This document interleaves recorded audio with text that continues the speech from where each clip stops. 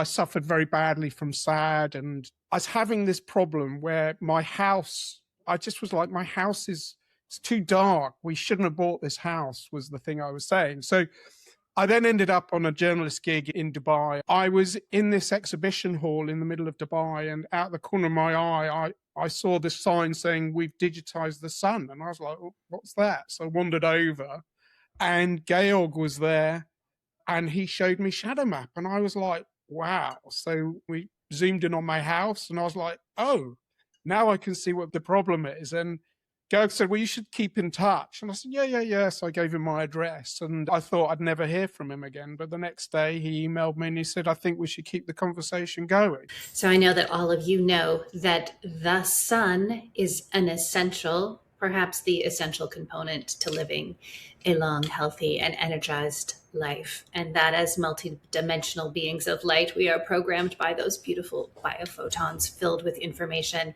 that our biology needs. But where to find the sun?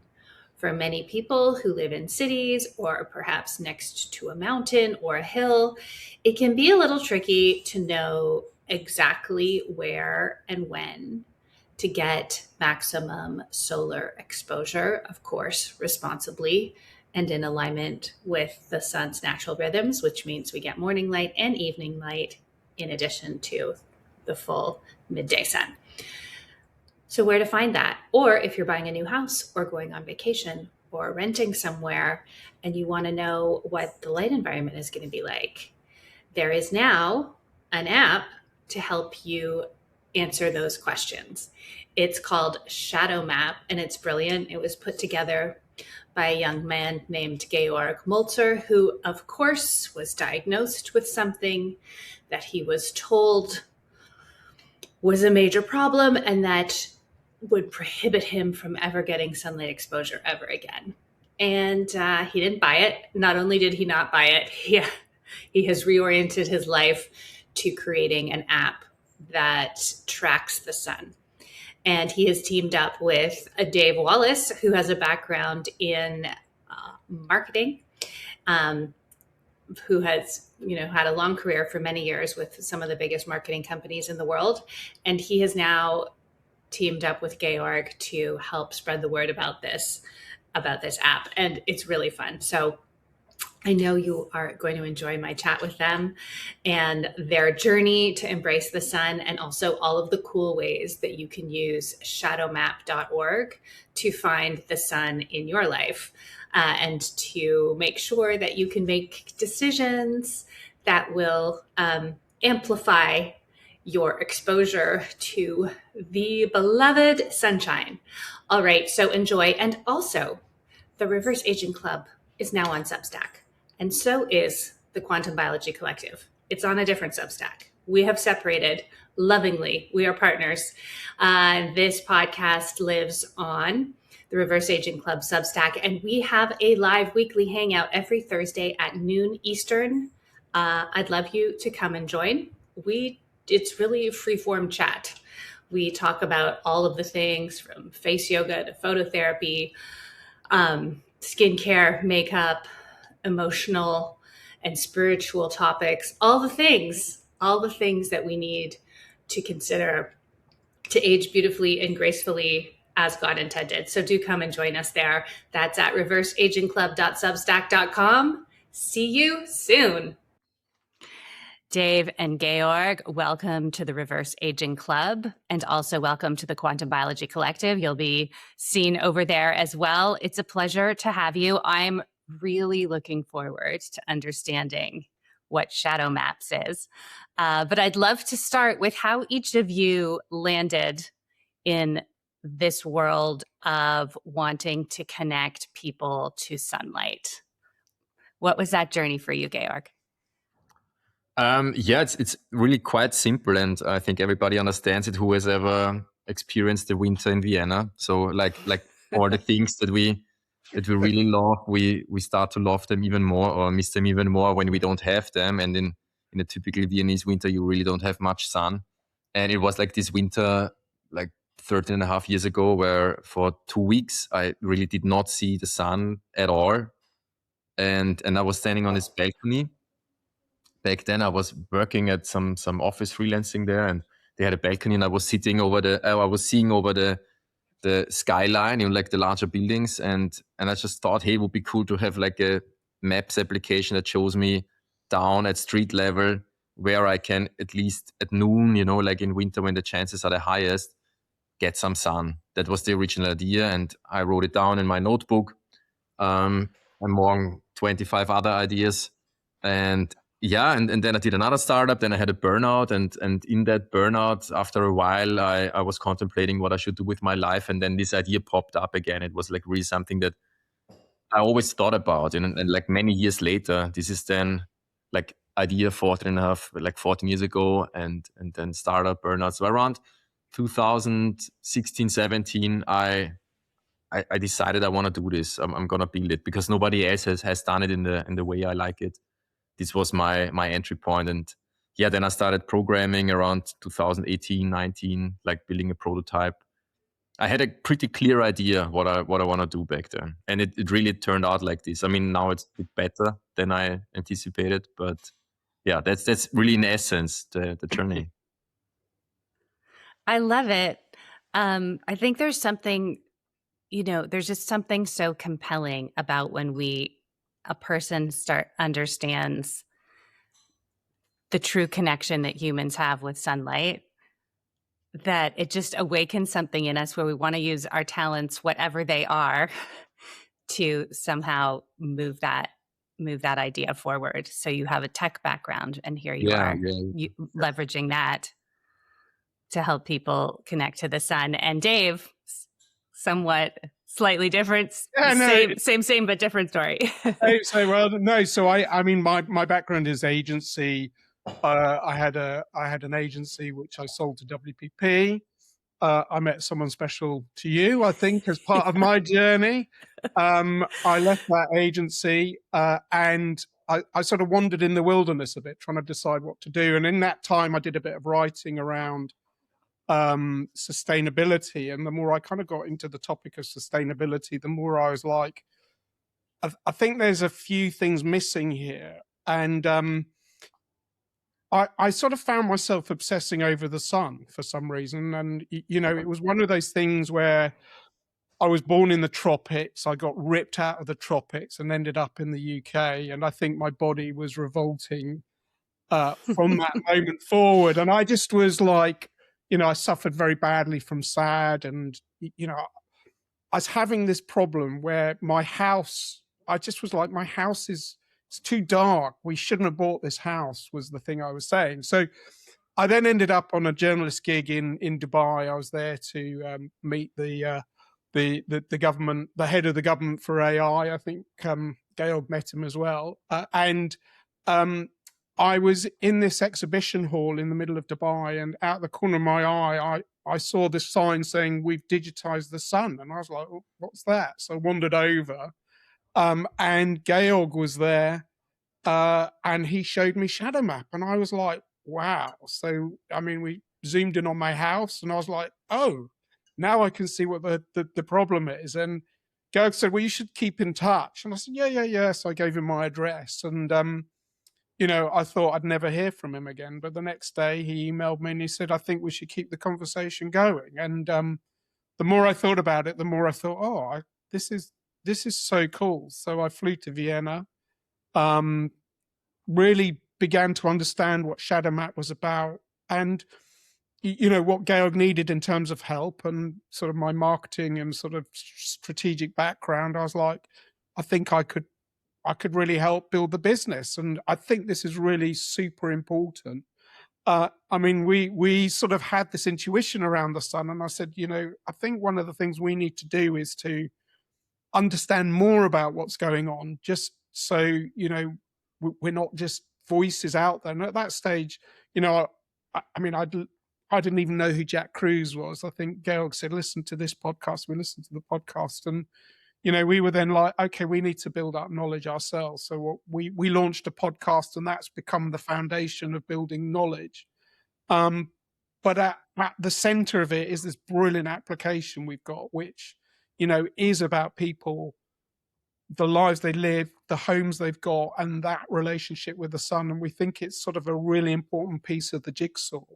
And yeah, I'm super excited about what we're doing, and it sort of feels, I feel like this is such a kind of almost a calling.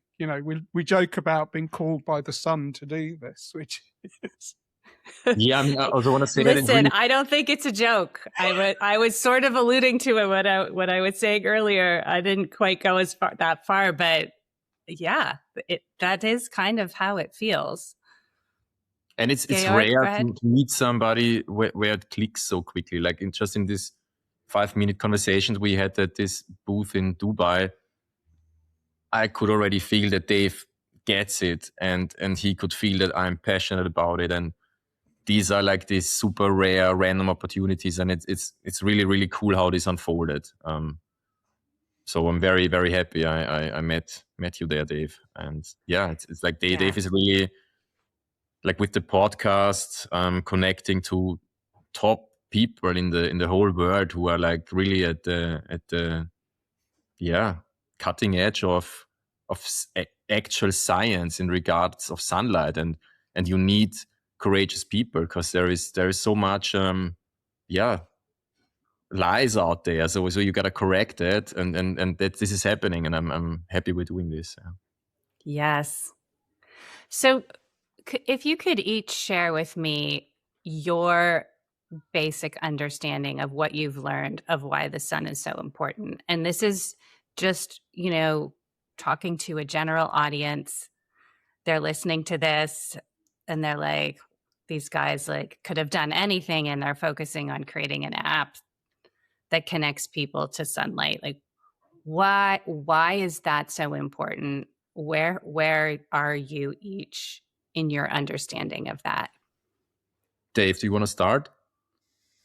So my understanding is we were very directly formed in the sun.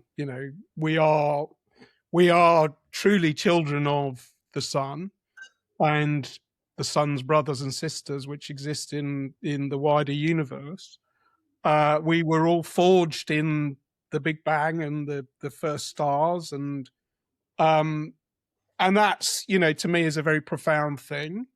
But the more we've got into the science, the more we've understood that the way our bodies work is absolutely inextricably linked to the sun and the wavelengths of the sun. And so we've just recorded a podcast with Bob Fosbury and Glenn Jeffrey, Roger Spelt, and Scott Zimmerman, and they're talking. Woohoo! I know, we got the fantastic lineup. I love it. we got the with the A team in the room together. But it was this notion of like how light might be controlling our metabolisms, like keeping things in balance and in order. And as soon as you strip, and this is in particular infrared light. If you strip that infrared light out, then you're removing something very important, which our metabolism is relying on. So we as animals, and we rely on the sun for the way we work. So I think that we are literally children of the sun. As I say, we're inextricably linked to light and sunlight. So yeah, I mean, there's a lot more to it, but those are the kind of headlines for me. Beautiful. What about you, Georg? Yeah, I didn't mention yet that I had skin cancer around like a melanoma 12 years ago or 13 years ago. And that really hit me because like back then actually a few days ago, a picture popped up from me from 2014.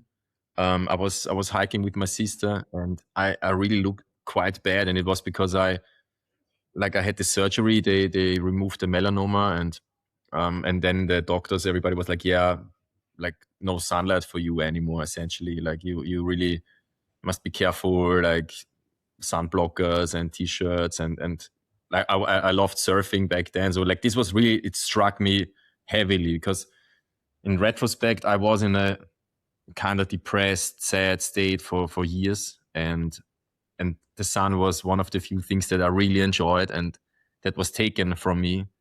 So it really hit me, and it took me some years until I realized some things. Like I think it's very important to have a good connection to your body to regain some sensitivity about what's good for you, what is not so good for you, like also questioning patterns you live your day by. And I realized that many things, like my sleep rhythm, my nutrition, my thoughts, like many things were not really optimal, and I think my body expressed it in this form of cancer. I don't think it was the sun's fault, and this is also like, I'm not here to tell anybody what to do, but this is my current way of how I interpret these things. They might change in the future, but I also think the sunscreen I used was not really beneficial. There's a lot of bad things you can put on your skin, and I really like that saying that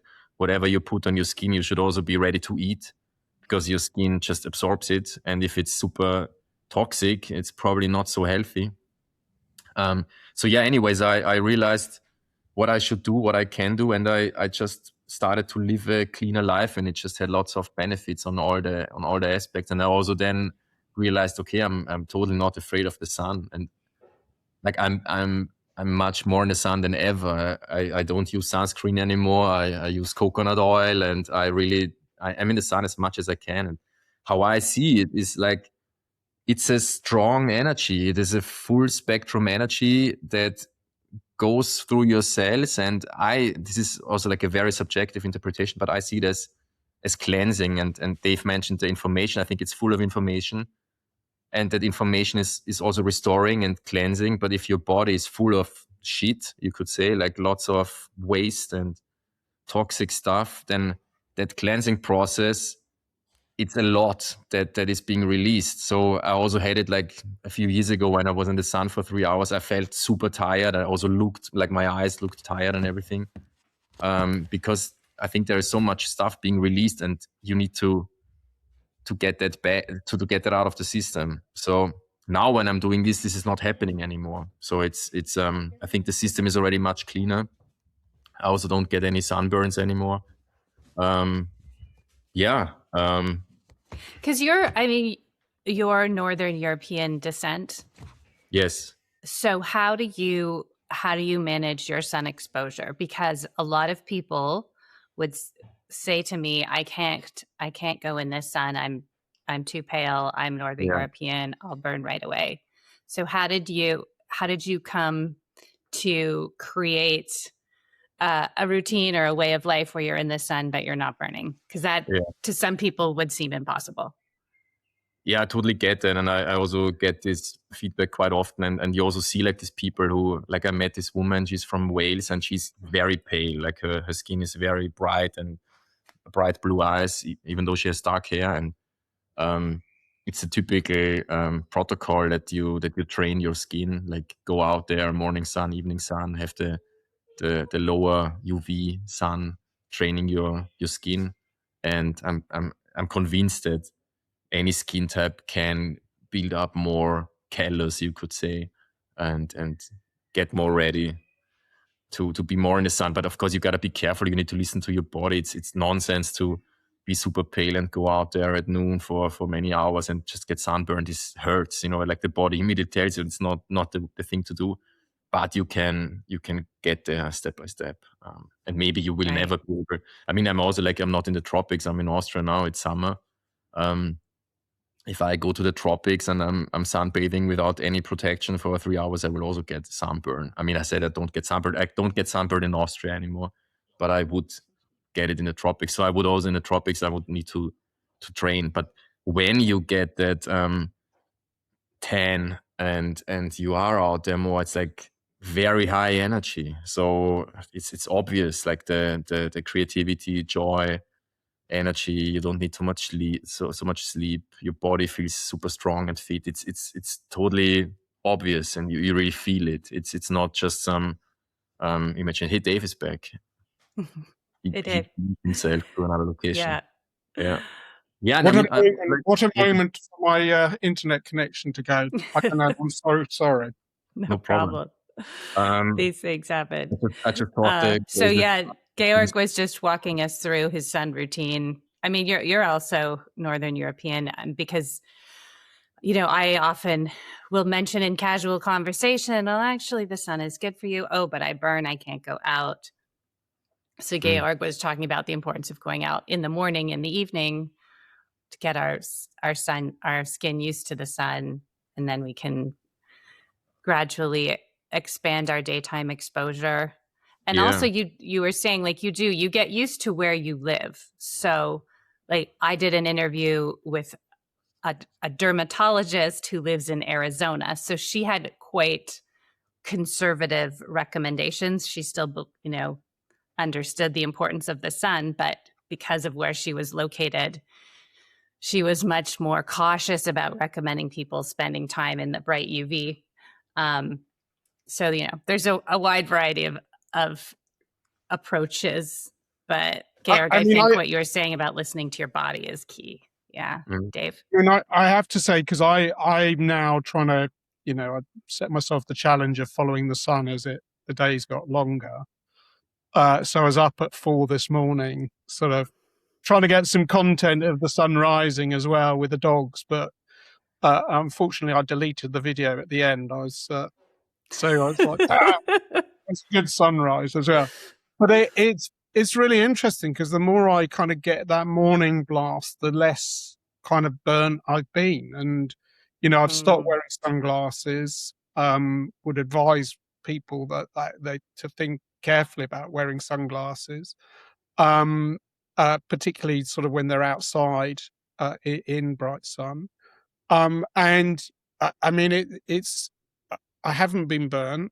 I look healthy. I feel healthy. I haven't had a sort of cold or cough or anything. I mean, all of this could be coincidental, but I think there's something really actually powerful going on in terms of it. And then when you kind of listen to some of what the science says about it, it kind of begins to make sense.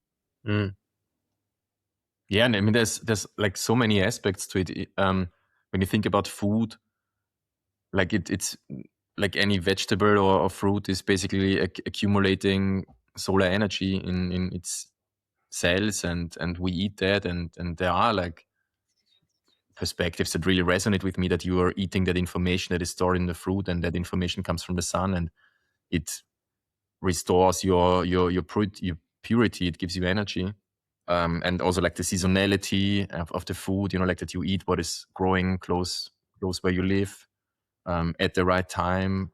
These are all things that I don't fully practice. Like I also struggle with the morning sun in the city. It's kind of hard because I need to get out of my apartment, get to a park which is far away to even receive morning sun in the city, which is also an idea of Shadowmap, that you can use it to find those spots close to you in the city, because city is really quite tricky. But even if that's hard for you, then evening sun might be easier, and it's just beautiful, like if you have this awareness that this greatest energy source in the solar system is shining, and it's shooting out its energy and information, and you receive it. It's just a nice framing of that experience. And I mean, if you want to go really far, then what are we? Like what are the three of us as human beings? I mean, we are consciousness somehow installed in a flash bag that consists of cells, that consists of molecules and atoms and electrons, and it's all pure energy anyways. I mean, it's just we are so used and so constrained in our thinking that we forget that we are pure energy anyway. So why wouldn't it make sense to expose that energy body to the biggest energy source that we have? I think it's completely logical, and it, like, the sun radiates a massive range of frequencies, and we, like, with our eyes, we receive like a tiny bit of that frequency range.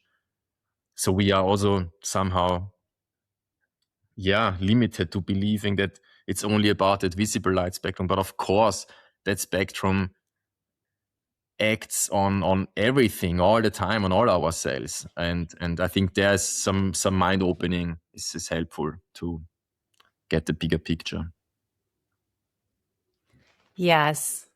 And I have noticed personally, and with everyone I've spoken to who has rearranged their life in order to prioritize getting sunlight, there is an upliftment in your overall well-being that Mhm. I don't think can be attained without the sun.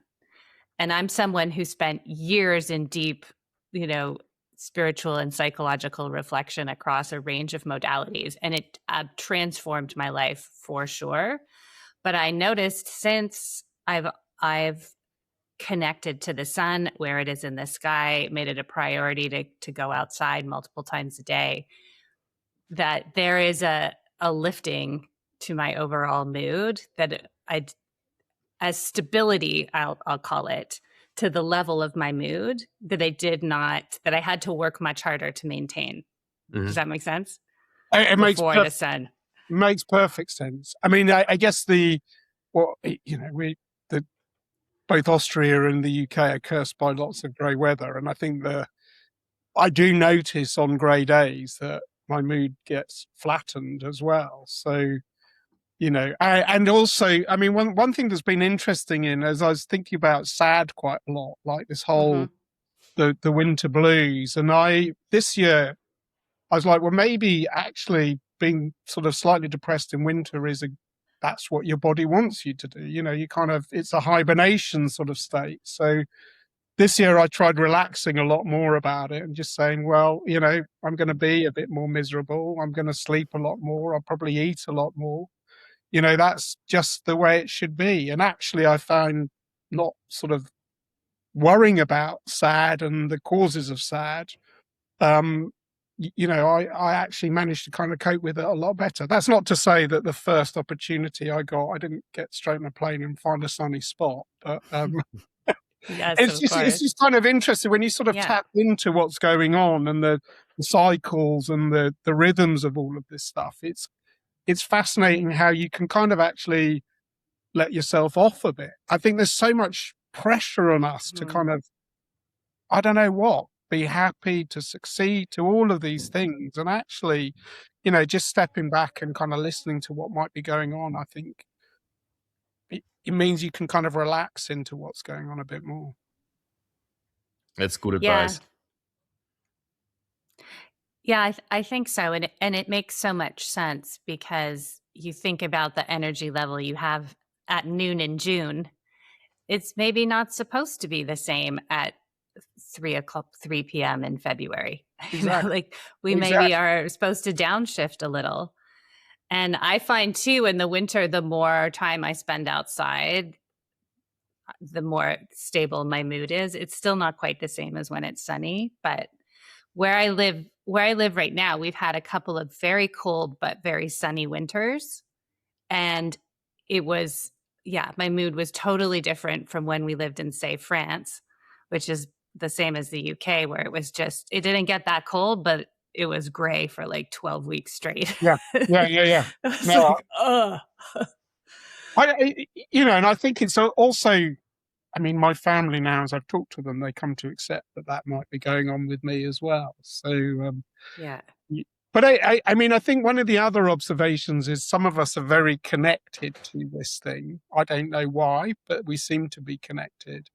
Other people seem to be a lot, less sort of connected to it.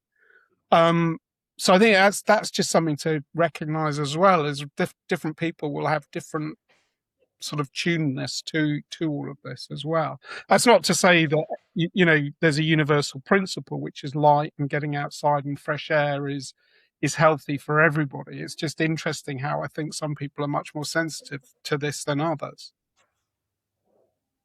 Yeah, I think so. And also more sensitive. There are people who are like, oh yeah, okay, yes, that makes sense. Like, I'll get some more sunlight. And then there are people like us where we're like, what? Yeah. What? How come nobody told me that? And what do you mean by having these light bulbs on after sunset is terrible. Like, why doesn't everyone know? And then it just like lights us on, there it is, lights us up, and we can't stop. We can't shut up about it. No, I know. It's funny, isn't it?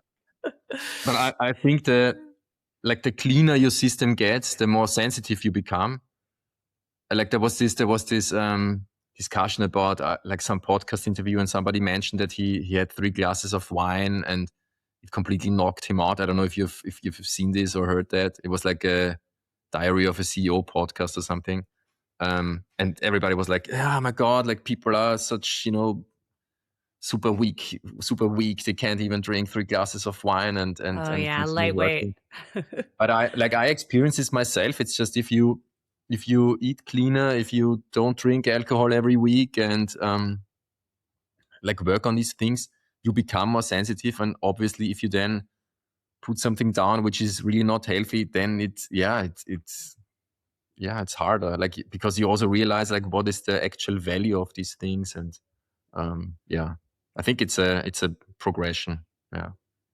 Yeah, absolutely. And I would agree. I think like being sensitive to alcohol is probably a sign of strength and not a sign of being a lightweight. But Georg, I have a question I wanted to ask you, and then I want to get into how Shadowmap works. So you mentioned you were diagnosed with melanoma, and of course all your doctors told you couldn't go in the sun anymore.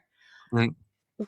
What was it that opened your mind and brought you back to the sun, or got you to the place where you were like, I don't think I'm going to follow that advice anymore? What happened? It was really pure intuition based on me getting a better feeling for my body. Like I could feel how this is not healthy. It was just really that. I also I want to say I had Hashimoto, an autoimmune disorder, many years. They discovered it in like a few days before a knee surgery, and they said they couldn't give me full anesthesia unless I take medication. And then they put me on medication, and from that day on I felt bad and I felt worse because they also changed the medication. They increased it month by month, and I really felt very bad, like very bad. I didn't feel like myself anymore. And I also, very much against the recommendations of the doctors, I reduced the medication step by step, and then I stopped taking it 7-8 years ago or so. And some of these things fell into place. So I just started to, I pretty much know what my body needs. I mean, there's still it's of course also a learning phase, and but it gets better and better. I just have a clearer understanding what I should do. And it was really clear that avoiding the sun completely is not good for me at all, like on all levels. I cannot really give you there was not a aha moment or something. It was a progression. Yeah. And yeah. But you did, so it was your intuition. I mean, which is amazing and good for you for following it. Yeah, sure. What do you mean? Like, what it could be a friend who told me or something, or what else could it be? Or just a lot of people need like an intellectual argument. They've been told, they've been given all these scary statistics by the medical establishment. So in order to reject that, they need some hard data on the other side. So I love that you were just like, no, I felt worse. And it was clear to me that they took away something my body and that I really needed. Yeah, the medical that's amazing. They kind of lost me a while ago. Yeah. I think they're really excellent with surgeries and these things, or really making sure that you don't die. It's really good, and we do have amazing science here and applications and doctors, and I really appreciate that. But in the actual healing, they are very much behind. I'm also deep into shamanism and alternative medicine and yoga and all of these things. They really complement each other and they talk about similar things, and it's so old and so misunderstood in the West as well. There's so much constructed contradictions. And so, yeah, I mean, this is again something I don't preach that, but for me, this is much clearer. I could heal many things with Yeah. alternative methods and listening to my body. And of course, like the more you heal, the more you can understand your body. Like before that, I was numb in these regards, and I'm still numb. I think this could still be much better. So I'm still on the journey, but yeah. Oh yeah, the never-ending journey. Yeah. If anyone's thinking they're going to hit the finish line, we're here to tell you no. Sorry. Yeah, no, I love that so much. And I have heard that story so many times. And I think that's probably why we're all part of the reason we're all so passionate about this, is that I have seen over and over and over that there are so many different types of chronic illness that are really destroying people's quality of life. Hashimoto's is a perfect example. That when you address certain fundamental factors like light, the symptom burden is so much relieved. And the approach of the establishment at the moment is to say, like, sorry, we have nothing to offer you. Just come back when the symptoms are so bad that we have a drug or a surgery for you. I want to say that quickly. Like every time I went to the doctor, the first thing they told me was like, you will never be able to heal that. And in the beginning, this really hit me. Like, why are they telling me that every time? And I was there quite often. I was there every 3 weeks or so. And like, you will never heal that. And I was like, okay. And then in the end, I started to laugh about it. Like, this is ridiculous. Like, who are you telling me what I can heal or I can't heal? It's like, yeah, ridiculous, you know. That's the programming. You will never heal this. You will never heal this. You will never. Okay, okay, got it. Downloading. Crazy. Can I just make one tiny, because I mean, it's amazing. I think it's all amazing. But again, it's about this listening to yourself. And one thing I've reflected on is I was sat on the beach in Nice in the south of France last summer, and I was sort of surrounded by what seemed like half of humanity. I was like, why do we go to the beach? Like, what is it about the beach that, I mean, there's a learned history there, but there is something where people go to the beach and they feel better. And I think, that the beach is probably one of the most sort of healthy environments from a kind of quantum perspective, because you've kind of got salt water, you've got sun, you've got and actually, this intuition which Georg listened to on this thing, and he went deep on it, is actually something that we've all got. It's not something special because we go to the beach, and it's sort of like, I think it's like one of the things with Shadowmap is we're trying to get people to connect with that which is like, we all know this is good, but we just haven't, it's not a conscious thought, it's a sort of semi-conscious thought. We want it to be a conscious thought, because as soon as you lift it into the realms of thinking, then you go off on this road of exploration, and you can go in many different directions around it. But I'm fascinated that it's a broad thing, this, this is very broad, like, because we all go, most of us like going to the beach, so just an observation. Absolutely. No, we are. I think we're inherently drawn to the beach or the lake, or we'll like dig a hole in the backyard and fill it with water and go like we want to be outside near the water. Yeah. And I mean, what the feeling of water and sunlight and just that's perfect, isn't it? Like, how, if you talk to people about happy moments, I'm sure water and sunlight will come up in that that dialogue at some point. So it's fascinating to me that we think this is something people don't understand, but the reality is they do. It's not a conscious thing that they understand, and I think that's part of our job, is to make it more conscious. Totally. And I think like taking joy as a compass through your life, it's a very good one. Like if you like, you go to the beach, you want to be happy, you want to have a good day with friends, and it charges you up on all the levels. And it's also like when you get a new apartment and you like that it's bright on the balcony, of course you're happy about that. And now this is what's so interesting about this Shadowmap journey, that in the last years, talking to all these top tier scientists, we are learning why that is the case. But like, to be true, you wouldn't need that confirmation. You could still just follow what makes you happy and where you feel good. But it's good for some people who need that scientific evidence to change some patterns. And I think that's really, really cool that we have that, and makes it easier to argue. Yes. Yeah. And now that the concept of quantum biology exists, and there are all of these scientists doing this incredible work to explain the mechanisms.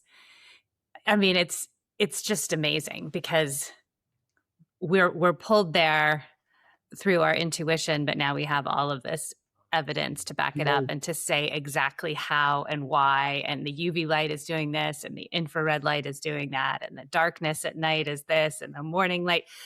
And I really invite people to think about light. You know, it's almost like people who discover nutrition, right? It's like, oh, this whole new world opens up of all of this different type of food, and where is it grown, and how do I find it? And then also how to identify food that's processed and bad, because that's the other part of the light story. Is if we talk about how good sunlight is, then we're also going to have to be like, then it's like, oh, well, what about the light that man made? Not so good. So it's, yeah, just as you were saying, Dave and Georg, it's making that shift to really make a light a conscious part of our journey, in the same way that a health conscious person would think about their food and the water that they drink and so forth. Okay, so Shadowmap, tell me how it works. So Shadowmap exists to help us plan our living environments around sunlight and understand where we are in that pattern. Is that sort of it? Let's fill me in. Yeah, so it's we call it the interface to the sun. So it's Okay. really quite simple. When you think about sunlight, it's either there or it's not there. When it's night, it's not there because the other half of the earth is casting the shadow, basically. And when it's day, the sun has risen above the horizon, so it's visible in theory, but often you have structures in the way, like a neighboring building, as I have it here in my inner yard, or trees or mountains. And it's called Shadowmap because we essentially just make it very easy to understand for any time, to realize whether you have sunlight or no sunlight at that specific location. It's really super simple if you think about it. And it's you can imagine it like Google Earth. So it's a 3-dimensional map that has as much 3D data as we can get. So again, like elevation data, valleys and mountains and buildings and trees. And you navigate it like a typical maps application, but you have a time component, so you can change the time of the day and you can change the date of the year. And then the sun changes accordingly, and then you can see whether in this cafe, for example, you want to have a coffee, you have sunlight or not. Or when you want to buy a new house and you can maybe be there in person in summer and you see how everything looks like. This is the situation that Dave has had with his house in the UK. And you can go there and you can get an understanding, okay, this is now noon and the sun is there, and you can maybe use like these apps, like these augmented reality apps to simulate how these things are. But like when it then turns winter, things become more tricky because sometimes it's hard for you to imagine how the situation would be in winter. And with Shadowmap, you can just switch into winter and you can see how the shadows behave throughout any day in winter as well. So that's the very essence. And on top of that, we have built additional tools. So you can also do like a 3-dimensional analytics of any location on Earth. So you can see how much solar energy you receive on any surface. And that also works on vertical surfaces, not only on roofs. So we can also install like a balcony PV panel or something and really find the best spot for it. Or you just get an easy idea how many sun hours you have in your bedroom or your terrace, or pretty much any question you could have in regards to sunlight, we try to answer in the simplest way possible. That is so That is so cool. I love this.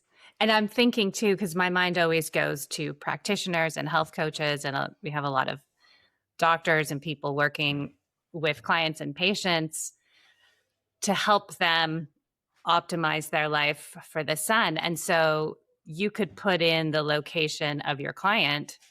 Yeah. And you could say, okay, there's a park near your house. Yeah.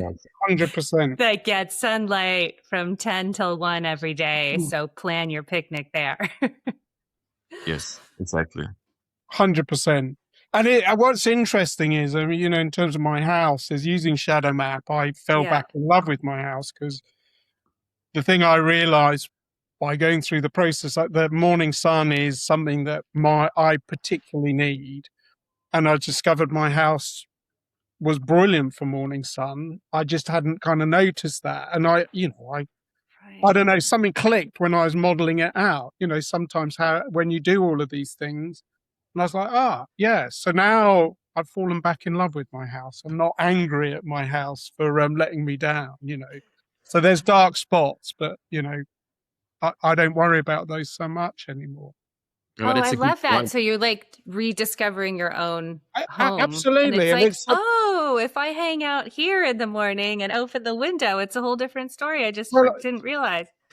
So I when my connection went down, I moved. This is a conservatory. This conservatory gets good sunshine. It's so this is a really funny one. So I hated coming in here in winter because it's quite cold. And then I was talking to Scott Zimmerman, and he was talking about, like, he's got a thing which he has in his garden, where in the middle of winter his wife will go and sit in it, and it's got this plastic which lets infrared in. The reason it's cold, is because it's got just normal glass. There's no infrared blocking. Oh, beautiful. So I'm like, okay, now I've got a solarium. I don't have a conservatory. I've got a So then it's sort of using Shadowmap. I was like, okay, basically there's only about 3 weeks where this is not worth going into in the whole year. The rest of the time, this is like health central. And it's again, it's sort of fast tracking that kind of knowledge, because you're able to model these things out. And you're also able to customize it. So you can, as Dave mentioned, you can draw in 3D shapes, to add some trees or structures. And this is really done quite easily. And then you can simulate basically anything. Like even if our data is not complete or not up to date, you can just model it yourself. You could see what the shadow impact of that would be. Yeah, exactly. Yes. So if you're looking to build an extension or move something in your house, you can just do it with boxes and very quickly see. But there is a studio version where you can actually import models, and those models like magic to me. I still don't quite understand how it works, but those models immediately show you sunshine and shade, but you can go inside the model and look out from inside out as well. So if you're building a new house, it's a great way to sort of for I guess the layperson to be able to see what the impact of light on their house or whatever they're building will be. So. Yeah, and we have, there's a good example. We have a civil engineer as a customer, and she's advising architects but also home buyers, and she has this case where there is like an architectural model of a new house, and just by rotating that by 30 degrees, the initial costs go down, the monthly energy costs go down, and it's like there is only advantages. It's just about raising the awareness and then making better decisions, and everybody wins. Like the energy is less, the people are happier. It's just awesome. It's very simple, and this is why we try to make the app simple and really reach people around the world. We now have like around 700,000 users each month, which is really, really cool because we grew organically. That also means that there is a need for that. People are talking about it. Like we have random people posting on social media, and sometimes these go viral, and that really helps us, obviously. And also we ask our users what they use it for.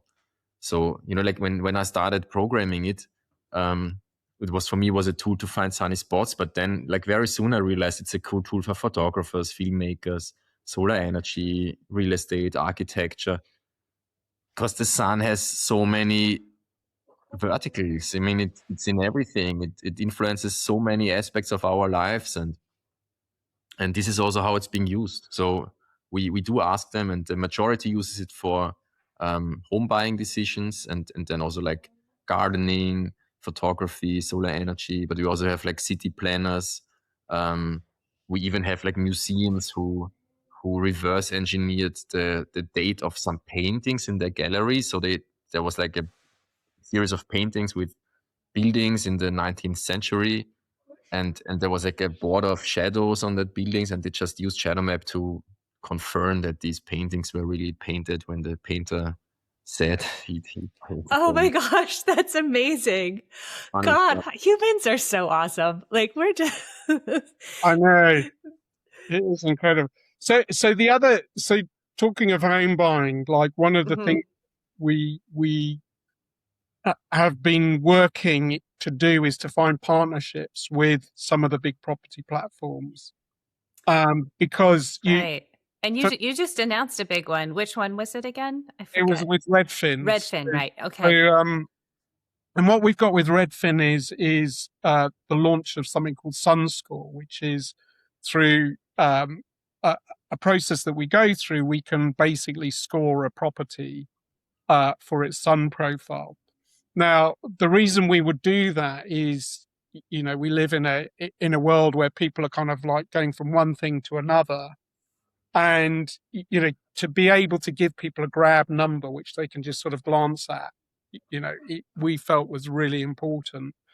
There isn't a metric for sunlight out there, so we've built that metric, and what it means is people can kind of see the sun score for a particular property, and then using Shadowmap they can kind of have a look and profile it out. So it's a way of kind of getting people into the profile tool.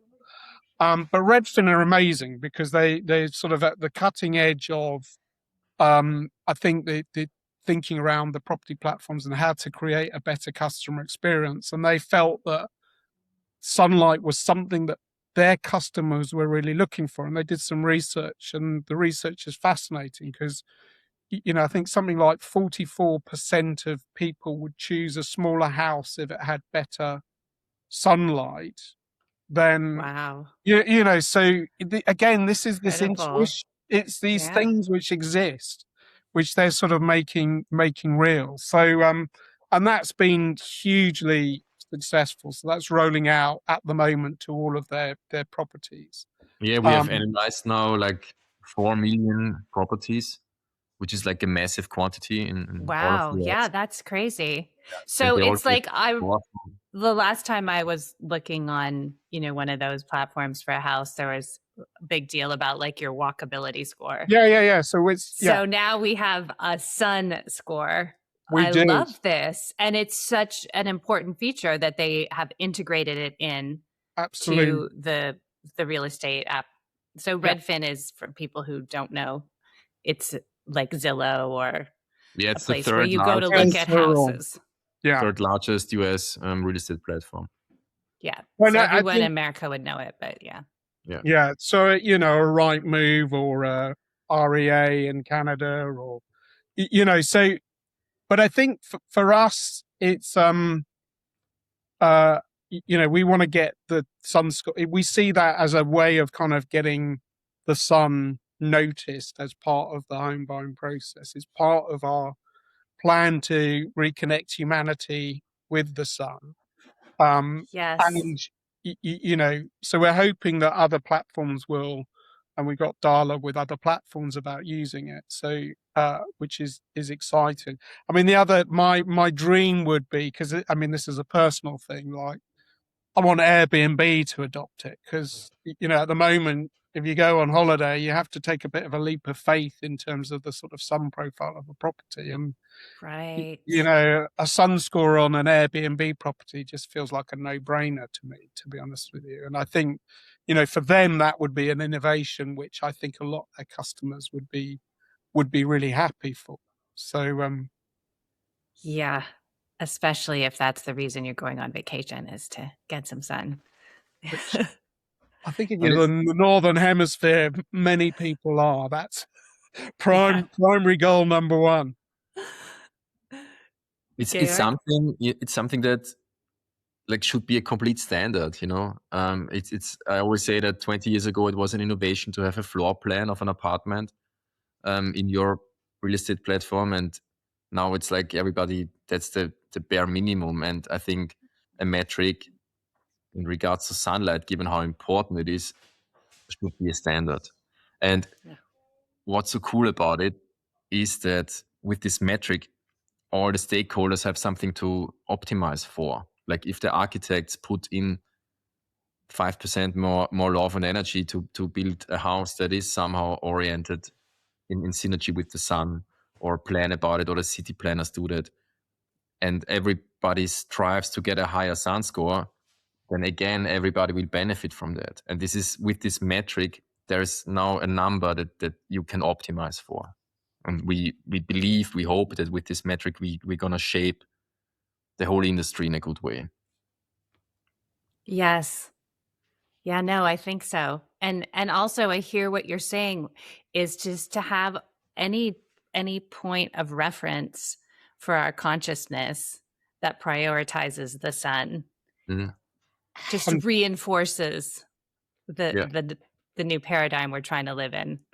Mm-hmm. Yeah, I know it goes back to that point of, this sort of semi-conscious thing that we have with us. So if you suddenly see a sun score, we know that what then happens is people go, oh, that's brilliant. That's a great thing. They hadn't thought of it before. Like, nobody's going around saying, oh, what we need is, well, Georg and I obviously do. We go around saying sun scores everywhere. But as soon as people see it, they go, well, that's brilliant. And then yeah, of course we need that. Of course we need that. And then next thing, they're listening to your podcast because they're like, why? And I think it's a vector, a really critical vector in to the whole conversation, because it's about people's homes. Like, where we live is intrinsic around all of this stuff. If you think about sort of like Georg's point around getting out, like in cities, it can be quite tricky. Where I am, I actually had to shadow map where the best place to find the sunrise was. And I'm surrounded by countryside, but, we don't have lots of hills. And so, and I used it, and now I've found that spot, and I go there pretty religiously if it's going to be a blue sky morning to watch the sunrise. But, again, it would have taken me a lot longer to kind of find that. So, as I was sort of in this journey to understand more the importance of morning sun, I was able to kind of use the tool to kind of find the right spot. Yes. And we're so used to doing that now. Like, oh, I need to find a store that sells this. I'm going to go to Google Maps. And it's going to tell me where to go. Well, I mean, and now I'm like, I need to find the sun. I'm going to go to Shadowmaps, and it's going to tell me where to go. Well, the other thing, which is, sort of a bit of a hat off to the large language models, which are out there.